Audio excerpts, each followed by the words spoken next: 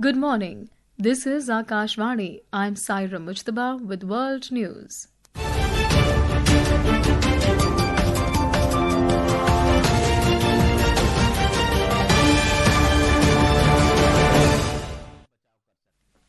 The headlines.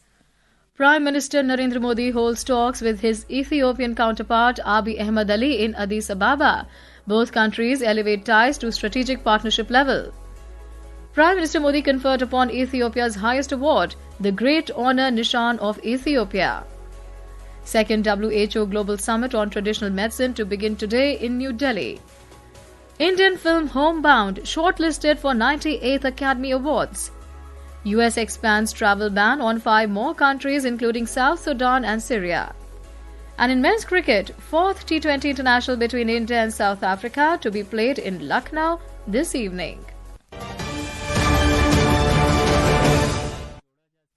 And now the news in detail. India and Ethiopia have elevated their historical ties to a strategic partnership as Prime Minister Narendra Modi held wide-ranging talks with his Ethiopian counterpart Abiy Ahmed Ali in Addis Ababa. The two leaders discussed issues of bilateral and mutual interest. During the delegation-level talks, Prime Minister Modi said that elevating India and Ethiopia relations to a strategic partnership will provide new energy, new momentum, and new depth to our ties.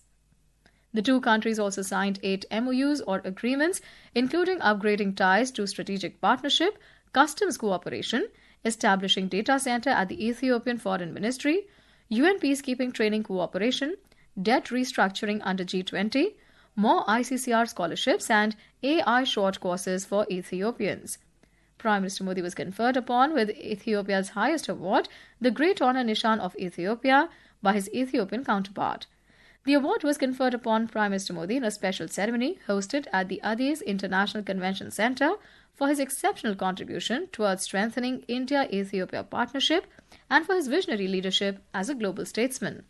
Speaking on the occasion, Prime Minister Narendra Modi dedicated the award to all those Indians and Ethiopians who have nurtured the bilateral ties for ages and conveyed heartfelt gratitude on behalf of the 1.4 billion Indians on being bestowed with this honour. यह सम्मान उन अनगिनत भारतीयों का है जिन्होंने हमारी साझेदारी को आकार दिया। 1896 के संघर्ष में सहयोग देने वाले गुजराती व्यापारी हो, इथोपियन मुक्ति के लिए लड़ने वाले भारतीय सैनिक हो या शिक्षा और निवेश के माध्यम से भविष्य संवारने वाले भारतीय शिक्षक और उद्योगपति। Today, the Prime Minister will address the Ethiopian Parliament.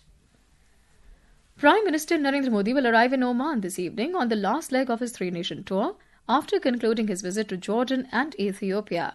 Mr. Modi is visiting Oman at the invitation of the head of state of the Sultanate of Oman, Sultan Haitham bin Tariq. Prime Minister Modi will be accompanied by a high-level delegation. India and Oman are likely to sign Comprehensive Economic Partnership Agreement or CEPA during Mr. Modi's two-day visit. Our correspondent covering the Prime Minister's visit to Oman has filed this report. As India and Oman are celebrating 70 years of diplomatic relations and centuries-old personal relations, both the nations have achieved many new heights in various strategic fields. Prime Minister Mr. Modi's 2018 visit to Oman has given highest ever political direction to their relationship. Indian Ambassador G.V. Srinivas said that strategically, both the nations are very crucial to each other. The contribution of Indian expatriates is also tremendous here. They are in almost every field, including in Oman government, contributing to Oman's success and making the bonds between both the friendly nations stronger. This is Rajesh Bali for Akashvani News from Oman.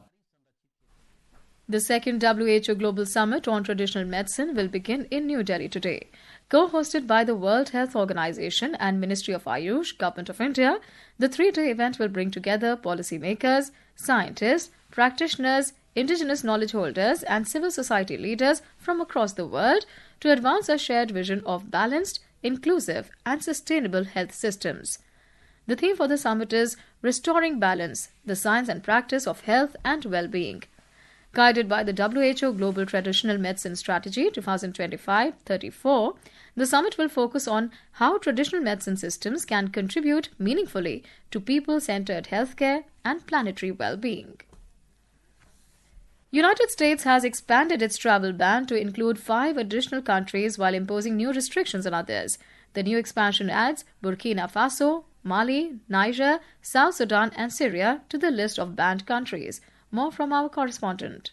The Trump administration has also implemented partial restrictions for 15 more countries. Additionally, travel has been fully restricted for individuals with Palestinian Authority-issued travel documents. The restrictions apply to both people seeking to travel to the US as visitors or to emigrate there. The decision follows the arrest of an Afghan national suspect in the shooting of 2 National Guard troops over Thanksgiving weekend. The Trump administration said in its announcement that many of the countries from which it was restricting travel had widespread corruption, fraudulent or unreliable civil documents, and criminal records that made it difficult to vet their citizens for travel to the US. It also said some countries had high rates of people overstaying their visas, refused to take back the citizens who the US wished to deport, or had a general lack of stability and government control, which made vetting difficult. It also cited immigration enforcement, foreign policy, and national security concerns for the move. The administration's June announcement had already banned visitors from 12 countries. With Aishwarya, Ashish P. Abraham, Akashvani News, Delhi.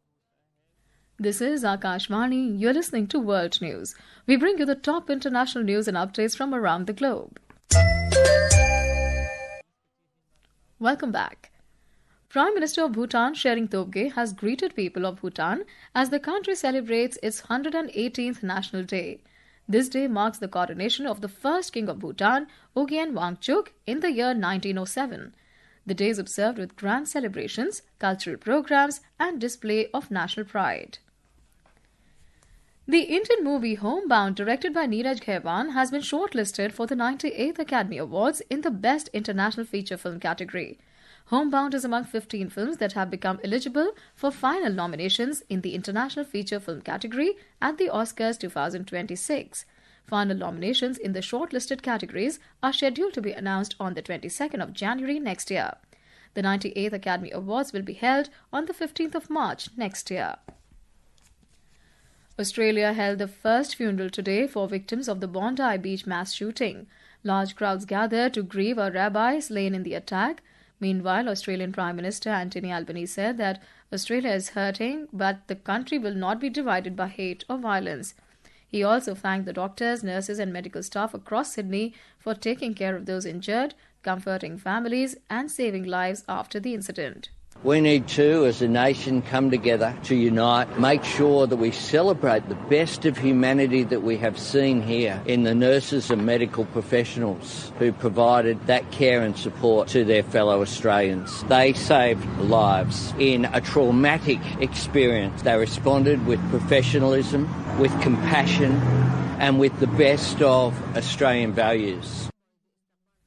Gunman Sajid Akram and his son Naved opened fire on people thronging the famous Sydney beach for the Jewish festival of Hanukkah on Sunday evening, killing 15 people and wounding dozens more. On to sports now. In men's cricket, 4th T20 International between India and South Africa will be played at Bharat Ratna Shri Atal Bihari Vajpayee Ekana Cricket Stadium in Lucknow today.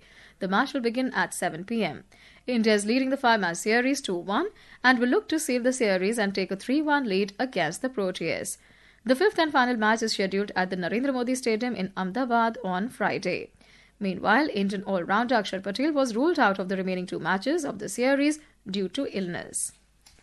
And now, before we close, here are the highlights of the bulletin once again. Prime Minister Narendra Modi holds talks with his Ethiopian counterpart Abiy Ahmed Ali in Addis Ababa. Both countries elevate ties to strategic partnership level.